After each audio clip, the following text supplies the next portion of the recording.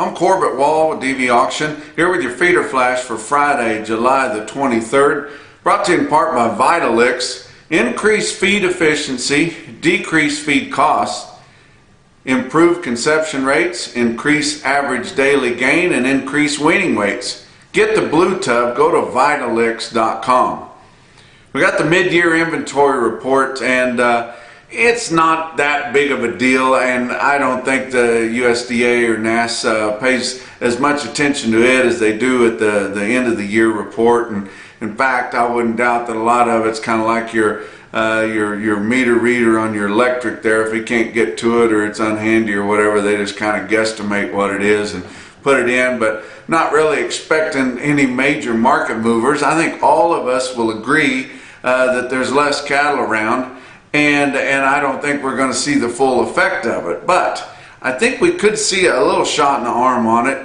They've got cattle and calves estimated at 99.5% of a year ago, so just 0.5% less with all the liquidation we've seen through these dry conditions. I think if they get a fair reading of it, we might get a little shot in the arm on that. Beef cows and heifers, they've got those pegged at 98.9% of a year ago, and so that's off a little bit more, so sure wouldn't doubt that at all. And then beef replacement heifers, they've got those a full 1% lower at 99% of a year ago, but I'm not sure if they're up to date. I tell you what, in the northern plains, even a couple of months ago when I was up there in Belle Fourche, in South Dakota and eastern Montana and all around, even out in western Nebraska, they have been liquidating these replacement heifers that they plan on keeping back, but they just can't hold them any longer because they got to have a place to put their cows. So I wouldn't doubt that we could see a little shot in the arm, but like I said, I don't put a whole lot of stock in it because it's a mid-year inventory report. We even went a couple of years without even having that mid-year inventory report for a while, so that goes to show you how much importance they put on it. Got the cattle on feed report coming out here on Friday, and I tell you what, pretty positive numbers that we've got out here for your average the analyst guess. The problem is when they paint a rosy picture before the report comes out, it's damn hard for the report to be as friendly as what they've got it pegged at, and I'm afraid that's kind of what we're into right here. But the on-feed inventories for July the 1st, they've got those at 99%, so 1% lower.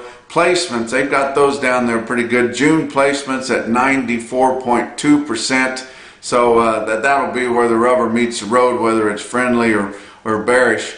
Marketings, they've got those cranked way up at 102.3% of a year ago. And I think your cattle on feed report estimates that come out pretty widespread on Tuesday, and your mid-year inventory report information that come out, the estimates on that, I think that's been part of the reason that we've seen a shot in the arm on your feeder cattle futures the last 2 days, on Wednesday and Thursday. Yes, they come out and said they're thinking about doing away with the mandates on the corn ethanol, but it didn't really stop the corn that much. Now, corn was down on Thursday some, but nothing like what it can go up at times, and nothing like it went up earlier this week. What else do we see out there? We're continuing to get more feedback from Washington, D.C. about our issues here with the gouging, the non-competitive practices that are out there, the oligopoly that we're in the midst of, and it's costing the consumers and it's hurting your producers, and the packers are the only ones benefiting. But you remember we had that Senate Ag Committee hearing there a few weeks ago, and Justin Tupper did such a wonderful job there. Well, we've got a House hearing coming up this next week, like on Wednesday it's scheduled for. We're not expecting the fireworks that we saw out of the Senate hearing there, and we don't really have a star. We don't have Justin Tupper. He's back working, his sale barn there at St. Ann, South Dakota. We don't know of anybody that's going to come out and really shine, or anybody that's grassroots that we can count on to tell the true story and not even bat an eye. So I'm not sure how that's going to turn out. But another thing that could be better for us than that is Chuck Grassley from Iowa is having a Senate Judiciary Committee hearing next week on that anti-competitive practices in the meat industry. Now that could be a pretty good deal. That'll be a must-watch deal. But let's talk about your board on Thursday. August live cattle futures finally come up a little bit, up 75 cents at 120.80. October's at up 142 at 126.67. You're going out from there on your back months of live cattle. We're up 35 cents to up 85 cents. August feeder cattle up 142 at 158.20. That's a significant premium to what we're seeing trade right now, and we think cattle are selling really well right now. This is just August, so you guys that have held on to your yearlings and are think that you might have missed the boat, I don't know. Unless this board completely falls out of bed, we're sure looking like it could get better. And we noticed even a couple of weeks ago, or the last 3 weeks or so, when we've been seeing those big videos, that your cattle that were for delivery, not necessarily current, but just out a little ways, just August and September, we're selling at a pretty good premium to what the cattle were selling for current delivery. So maybe that'll come to fruit.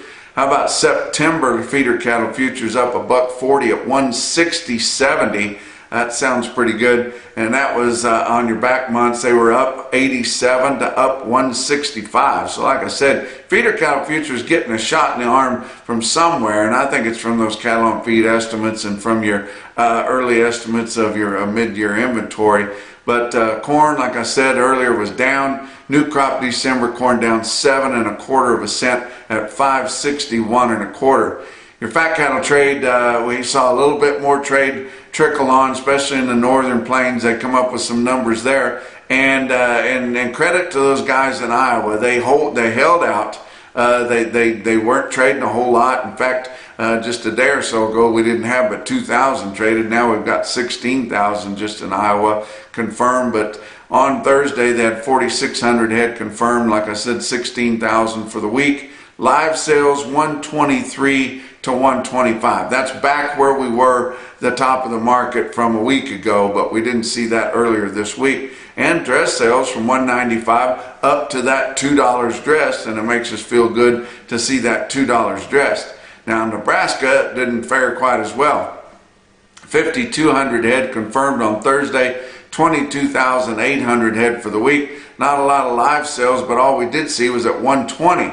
That's the lowest we've seen in Nebraska so far this week, and the lowest we've seen in the northern plains. But dress sales were a bit better than that at 194 to 198.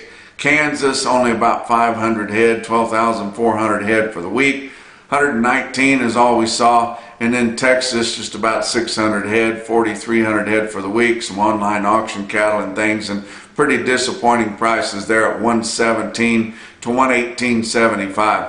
Box beef cutout values, they found a bottom here earlier this week, middle of the week. They've quit falling out of bed, hit a little trampoline, and now are bouncing back, and pretty significantly if you look at historic moves.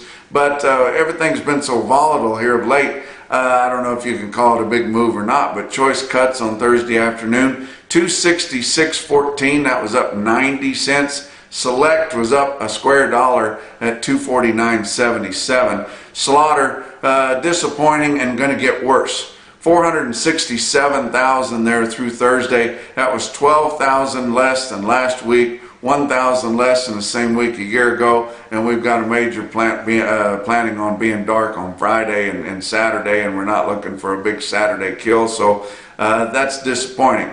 Actual slaughter information come in for the week ending July the 10th. Had average dressed steer carcass weights at 885 pounds, and that was up a pound. So we've seen our carcass weights kind of dip down and evidently hit a bottom, and now they've come back up just a pinch the last couple of weeks. Let's talk about your feeder cattle market. Your real-time index on DV auction late in the day on Thursday sitting at 152.32, up just about 15 cents, but holding really well, and had some good sales. And it seemed like the market was best on the heaviest cattle. those cattle weighing, close to 1,000 or even over, and we've seen that all week here this week. But Pratt Livestock, Winter Livestock at Pratt, only about 2,000 head, but had a real active market at Pratt. Feeder steers weighing from 5 to 900 pounds, so your bigger calves and lighter weight yearlings sold $5 to $6 higher. I tell you what, this summer so far, Pratt has had stick-out sales with trends just going real sharply higher, and it's just the guys coming in there later in the week and filling orders and getting real aggressive. Those feeder steers weighing over 900 pounds, like I said a while ago, $6 to $8 higher. That's a ton on a big steer like that. Now, $6 to $8 is a pretty good move on light calves, let alone great big yearlings weighing over 9. Of course, they're coming off grass and they're going to feed like a house afire. Feeder heifers, $2 to $5 higher. Now, heifer calves weighing under 650 pounds were $7 to $10 higher. So just a whopping sale there, Winter Livestock Pratt. And the stick-out deal was on some of those big, heavy steers. 53 head, 944 pound steers in Pratt at $154.50. That is an impressive quote. Farmers and Ranchers Livestock, Salina, Kansas, did not fare quite as well. 2,600 head. And we've seen your big corporate feeders, the ones that's really pushed on the market here now. Even though Farmers and Ranchers gets those and they get farmer feeders up there, they're so close to all the activity that's been going on in the Flint Hills there. And we've felt and we've seen that the Flint Hill bids in the country have backed off some. Well, they backed off there at a local sale barn north of the Flint Hills there. Salina $1 to $5 lower for the most part. How about some individual quotes? Mid-Missouri stockyards, Phillipsburg, Missouri, or really Lebanon there. Man, those guys are doing a hell of a good job there. And look at this quote out of Mid-Missouri stockyards. 51 head, 616 pound steers bring $173.50.